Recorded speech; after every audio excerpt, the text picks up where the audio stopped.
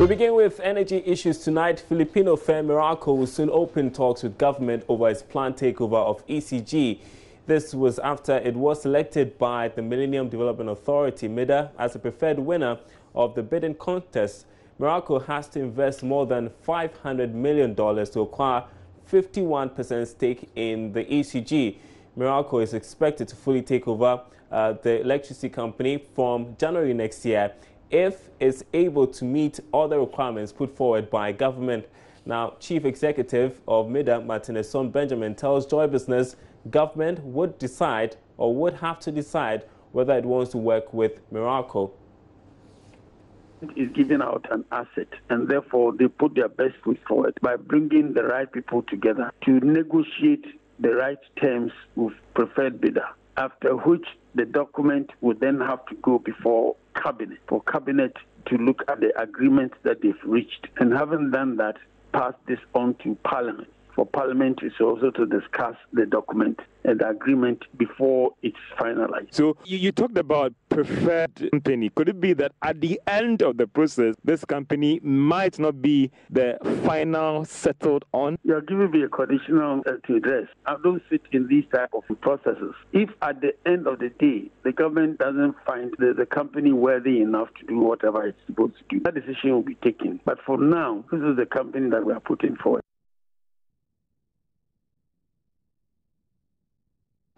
Well, Miracle says it has the financial muscle and technical expertise to transform the woes of the power distribution firm. Now, Miracle was yesterday announced as the new owner of ECG, as we've been pointing out. And now the consortium, which is led by the Filipino firm and some Ghanaian companies, are expected to invest at least $500 million. Now, strategic advisor to the consortium, Fred Asimeni, tells Joy Business their priority is to invest the required capital to turn around ECG. The skeptics can go to sleep. You know, posterity will be the judge. But I can assure you that when it comes to efficiency, in terms of commercial operations and technical capacity, Miracle is unassailable. Miracle is a thoroughbred organization. And it's also a people-centered company. It's very important. Miracle has won several international awards for being, you know, a preferred and most admired employer. Because, you know, in this business, apart from technological innovation and excellence, it's run by human beings. So the way those human beings are managed and challenged and trained and their competency increased is very, very important. And Miracle has all those qualities to ensure, you know, a very profitable venture for Ghanaians. One would say that this is just the first step of the process. MIDA itself says that you are now going to do more of a formal engagement with government to convince them that you have the financial muscle and what you're bringing on board. How prepared are you for that government man-to-man talk and to show them the documents about why you should be the final winner of this whole process? Well, we've been ready. If the negotiations commenced yesterday, we'll be ready. If they commence today, we'll be ready. So I can assure you that Miracle is here for the long run to work in partnership with the people of Ghana to ensure that the electricity distribution subsector is taken to a new level. You see, in a country like Ghana, or let's say in a country that wants to develop, to become industrialized, it is very, very important that we have stable, reliable, and highly available electricity for people to enjoy a good standard of living and for industries to prosper. So we are ready to deliver all of that. And we're also ready to negotiate with government on an equitable basis to ensure a win-win for all parties. Is your over $500 million ready to pump in to take the little over 50% stake in ECG as well? I think $500 million for Miracle is a drop in the ocean. And clearly, off its own balance sheet and in partnership with other international financiers, that's really going to be a piece of cake. So what would be, you mean you're not going to have a problem at all even raising more than that to quickly invest in the company? Well, the international capital market, I think, will even be chasing this consortium to put more money in. But I'm saying if you look at Miracle itself as a public listed company, and the size of its balance sheet and its ability to leverage its operations to raise money, $500 million, I think, is just the beginning. So can they turn around the fortunes of ECG? Well, energy think tank Africa Center for Energy Policy, ASAP, is upbeat Miracle can deliver considering his expertise and background in the field.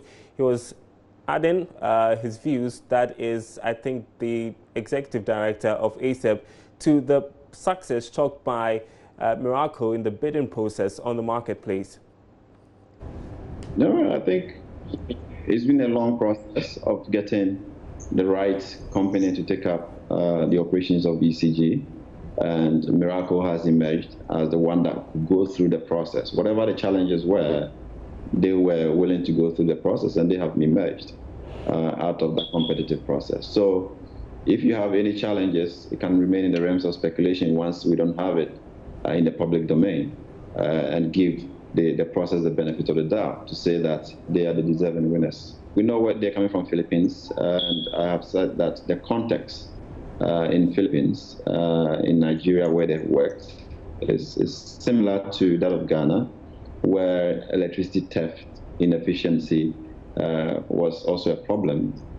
So they are confronted with similar challenges, and if they're proving themselves there, then they should be able to deal with our situation as well. But ultimately, the solution is not just with Miracle, but also with Ghanaian authorities who are going to monitor the process to ensure that they deliver on the terms that will be agreed between the two parties. At this point, it's about the fact that Miracle has gone through the process and won. So we have a challenge to ensure that they deliver, and that should be our focus. How do we ensure that, regardless of their capacity, whatever they have, they should be able to deliver the output that is expected of them. And that's why I was saying that monitoring at this point is very key, and ensuring that the final negotiations take into account some serious performance benchmarks that we can consistently track to ensure that our bit of the bargain is catered for. The Kumasi Institute of Technology, Energy and Environment, KITE, yesterday presented a report on a 3-year impact evaluation research titled Examining Transparency and Accountability Within the Oil and Gas Sector. Now, the impact evaluation of key provisions in Ghana's Petroleum Revenue Management Act. Now, the study research investigated the effectiveness of 2 notable provisions of the Petroleum Revenue Management Act, the PRMA, and the creation of a Public Interest and Accountability Committee and the annual budget funding amount. Now, in enhancing transparency and accountability in the management of petroleum revenues in the country. Joining us is the Executive Director of KITE, Ishmael Ejekumhene. Tell us more about what you were able to find out from your research. So, we as a country set out to ensure that our oil revenue in a transparent, accountable manner. We sought out to find out after 7 years we are experiencing that. And what we found from the study is that between the period 2011 and 2016, those 2 mechanisms haven't delivered as expected, i.e. the APFA and even PIAC. They haven't been as effective as we expected them to be. So as a result, we don't seem to have managed our petroleum revenue in the way and manner the requirements of the Act had envisaged. Okay, and so, I mean, what's the conclusion that these provisions that were made were not effective? Is that a conclusion, essentially? Or what was the problem? So far, because so far they haven't been as effective, especially the ADFA, because it hasn't ensured the accountable utilization of our petroleum revenues. The monies have been used in such a way that you're unable to even assess the impacts of each project. And in most cases, the projects have have not been funded entirely with oil money. So even assessing the impact is tricky, coupled with the fact that there's so limited information on the projects, and in some cases we even didn't find some of the projects, which is consistent with what the PIAC has been saying in the past week. So if the ABFA, for example, hasn't been as effective as expected, and also even the PIAC, because of lack of resources, they haven't been able to create enough space for the public to discuss some of these issues, and also they haven't been able to monitor the projects as they ought to have. Okay. And so what is a recommendation you're making? Well, the main recommendation, first and foremost, for those projects that have already been funded, we are calling for forensic audits or just a special audit by the Auditor General to make sure that the monies have been utilized the way they were supposed to be utilized. But going forward, we also recommending that there's a need for the reporting on these projects to be a little bit more detailed. The report that the Minister of Finance provides to Parliament, we think that it should be more detailed than we're seeing now. We also think that there is a need for a strategy. We need to have a strategy as a people in how we want to use oil money and not to use them on too many projects, because one of the reasons why we found the ABFA not to be effective is that it's being used to do too many things, and as a result, it dilutes the potential impact. We also realize that the oil money hasn't been used to fund projects to the end, so they are only funding projects, partial funding of those projects. We are asking that government should from hence to finance the project entirely. If it starts a project, it should be entirely with oil money, so that at least one could go back and assess the impact, if any, of those projects. So these were the key recommendations that we made. Thanks very much for your time tonight, Executive Director of KITE, Ishmael Ejekumhene there. We'll move on now. We would not extend the December deadline for meeting the new capital levels. That's the strong warning coming from the Bank of Ghana to commercial banks in the country. Now, this is coming at a time that some local banks are lobbying President Akufo-Addo for the new minimum capital requirement to be staggered over the next 4 years. Head of the banking supervision at the Bank of Ghana, said JC tells Joy Business they would not be turning back on this directive. We have one regulatory framework, right, or supervisory framework, and legal framework which we use in supervising the bank. Are you getting it? Because the banks operate in the same environment. And from where I sit, and as far as I'm concerned, the Bank of Ghana has not changed its decision. Come 31st December 2018, it is expected that all banks, universal banks, that operate in this country should have a minimum, and the emphasis, minimum paid up capital of 400 million Ghana cedis, and that is what we are working towards.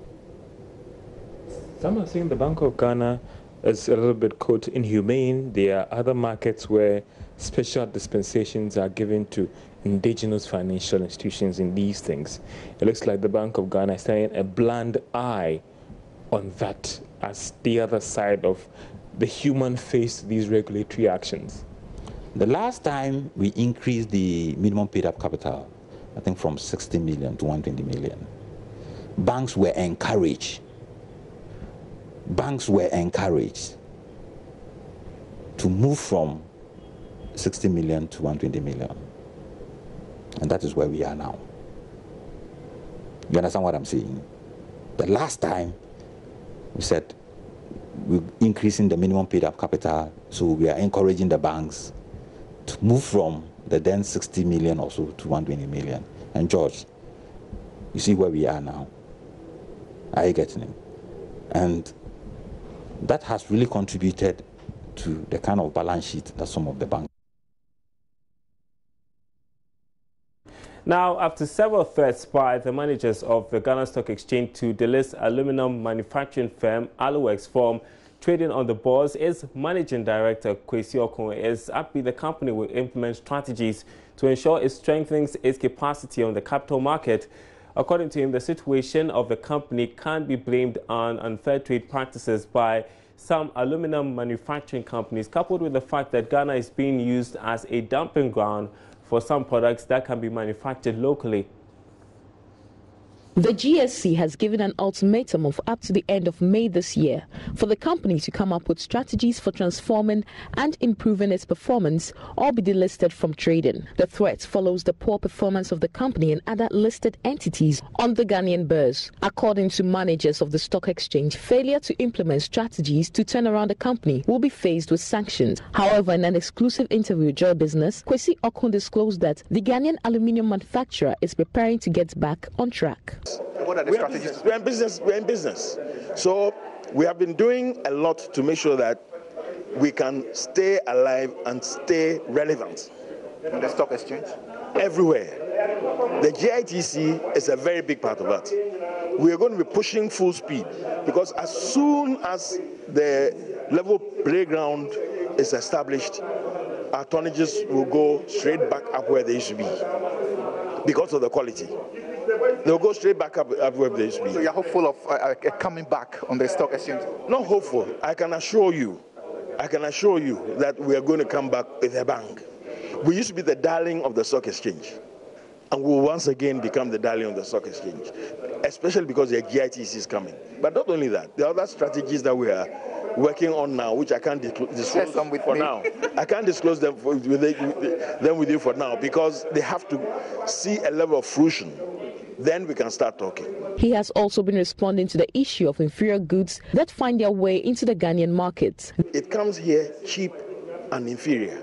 A lot of my customers, if you poll them, will tell you that they want to buy from us because our quality is good. And therefore, they are happy that the GITC has come up and the prices will now be fair. Because although they get things cheap, they get it cheap at a cost. If you buy cheap stuff, your production becomes very expensive because maybe you can only use about 2/3 of it. 1/3 is bad. Now, if you import from China and 1/3 is bad, it's very difficult to ship it back to China for it to be replaced. You've lost. So a lot of them actually have been trying to pass off the bad stuff to me in Aluex as if they bought it from us.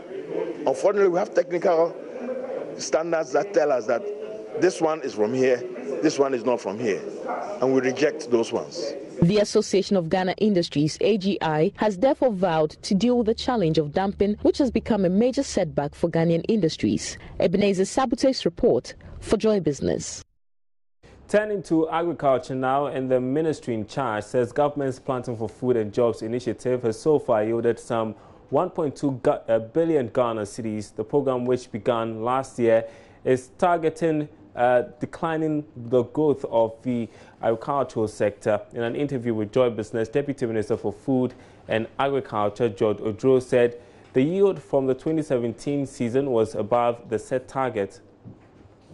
200,000 farmers were registered under the pilot phase of the Planting for Food and Jobs initiative in 2017. Crops targeted under the initiative included maize, sorghum, soybeans, rice, and some vegetables. Speaking to Joy Business, the Deputy Minister for Food and Agriculture, George Odro, explained harvest from the program was above target. In terms of yield, yes, we got 485,000 metric tons of maize, 179,000 tons of rice, with 19,000 metric tons of vegetables, with a street value of 1.2 billion cedis. That's what we were able to achieve for last year Planting for Food and Jobs. And this is additional job, addition to what existed already in the years before. The ministry spent 400 million, and our total street value of our harvest was 1.2 billion. So it's an achievement. The Deputy Minister also noted the program will target 500,000 farmers for this year. This year, our target is 500,000 farmers, or 500,000 people to get themselves engaged into farming activities. That's our target. And currently, the numbers we are receiving from the district is encouraging. So I'm sure you will exceed that target. The Planting for Food and Jobs initiative is a 5-year-long policy which is geared towards increasing food productivity to ensure food security for the country, as well as reduce the food import bill to the barest minimum. Now, the quest to seek greener pastures outside the country is no longer the preserve of the unskilled. This is because recent findings by some civil society groups suggest the craze is also catching up with a lot of skilled and the highly uneducated. But could this be the reason behind this development? Well, today's Special Friday feature explores the trend of skills emigration, effects and solutions. Charles Aite has more. Ghana is currently losing the global battle for talents across the world. 75% of graduate students across the country are said to have this avid taste of traveling abroad to establish their careers and even further their education. But what could be the startling reasons behind this cult? We shall be exploring in this report. It is the dream of every young Ghanaian to have a well-paying job or career. After all, this remains the reason why most of them defy all odds to get quality education. But in an economy where there lie challenges with unemployment, thousands of these rich and skilled brains leave the shores of Ghana to establish careers abroad. My choices would be Australia or the US. Adelaide is a young and aspiring medical doctor and researcher. She says working abroad is the only choice left for her to become an established medical doctor. Opportunities there are more fixed, they are well spelled out, you know what you're about, and sciences there has reached a level where Ghana hasn't reached, so certainly they would be my choice. It's okay, just that it was hectic. I also caught up with Frank Quay, a fresh graduate from accounting school who'd had some working experience in Ghana. For him, the stressful work schedules coupled with low salaries are enough reasons for his choice to go abroad. I realized that the workload is too much, and as compared to outside, one problem that I had with our country here is that you work and you are paid at the end of the month. But when you go outside, you paid per hour. You understand, and so it helps you to improve productivity. It's at the end of the day, what we seek to achieve is to realize a dream, and with this dream, you want to make money. You understand? So once I'm done with my education there and I think there's a job opportunity there, I would go for it. But the culture shock does not sit down well with budding entrepreneur Amemu Vivi Oklu, who has experienced work abroad. To her, the trend of working abroad is based on perceptions which just do not exist. If we are able to change the way we think, and we're able to understand that. So I'll share something based on my experience in Norway. You're paid by the hour. You're expected to get to work at 4 a.m. and close at 5 p.m. But then we're in a place where people think you can just get to work anytime you want and leave at any time you want, which means if you want to make more there, you would have to stick to your job. You have to be faithful to the job you have been employed to do. So if we're willing to change the perception that it is very easy on that side, because it's more difficult, sincerely, it's more difficult. You have to put in extra work, extra effort. It's not as easy as we see it on the TV. It's not as easy at all. Unlike Frank and Adelaide, budding entrepreneur and fresh university graduate Philip Abushiate argues that there is no need seeking job opportunities abroad. For him, the social and economic challenges in Ghana are glaring business opportunities that can be tapped into. I believe starting my own career somewhere else will be, difficult and hectic. But as a Ghanaian, the whole, systems would favor me, and then I'll find things easier. So that's the reason why I would establish my career here in Ghana. If you can make it in Ghana, it's all about determination. If you start and you fail, you pick up the broken pieces and you continue. You don't just fold your arms. And definitely, it's not going to be easy. Starting a business in Ghana, from people I've interacted with, people I know, there are people who failed like 10 times, but they started again, and some way, somehow, they made it. With the avid taste for many Ghanaians to seek job offers abroad, there is the fear of the country's economy losing millions of cedis to the exit of skilled personnel. This trend, Labour expert Austin Gami is warning, could be disastrous in the coming years if urgent steps are not taken. Unfortunately, we don't have real, tangible practice of managing people and industrial relations in this country very well, to be honest with you. As a result, workers assume that they are overly producing and their managers are robbing them from their labor. It's not entirely correct in both ways. In certain circumstances, it may be true, but generally speaking, Ghanaians are not very productive.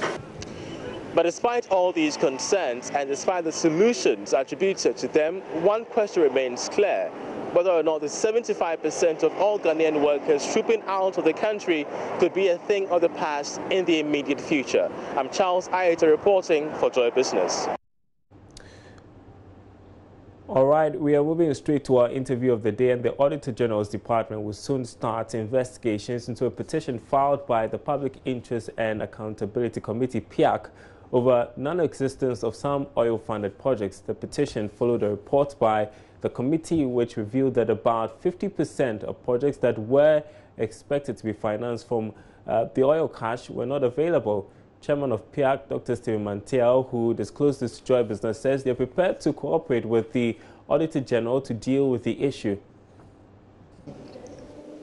As an additional public oversight body, we wouldn't have served our purpose fully if we just put out this information and left matters hanging, for which reason we have taken the decision to refer our findings to the Auditor General for audit investigations. Based on the findings of the investigations, we will decide on the next step forward. But the ultimate objective is to hold people to account for the management and use of petroleum revenues. So if the findings come out and adverse findings are made against any group or individual, we'll refer the matter to the appropriate prosecutorial. So have you heard from the Auditor General since you've made a move? Yes, my information this morning is that the Auditor General has come back to us. And that's it for our program tonight. My name is Darokwa. Thanks for watching. Enjoy your weekend.